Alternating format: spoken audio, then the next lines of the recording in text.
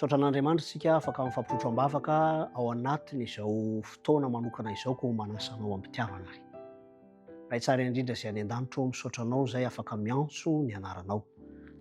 Afaka ihany koa mangataka famelan-keloka feno satria iombona amin'izao antom-bavaka izao ho an'ny namanay Melsy Nirina izay mahatsapa irery any alavitra.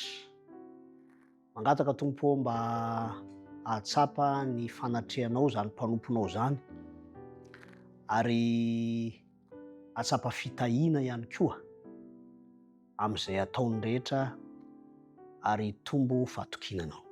Totram-bavaka ihany koa izay ho an'ny namanay izay manana olana ara-panambadiana mifangaro eo anivon'ny sehatry ny ankohonana izany, mivelatra ao anatin'ny fianakaviana manontolo. Tompo malalo, aoka ianao no hiditra ny sehatra manokana andamina izay mety ho endrika disadisa, isiny ny filaminanao amin'izany tokantrano zany mba ho voninahitry ny anaranao ary ihany koa ho fifaliana ho an'ny mpanomponao tsirairay. Miamboninahitra ny anaranao, fatonona ny vavaka ao amin'ny anaran'i Jesosy Kristy. Amen.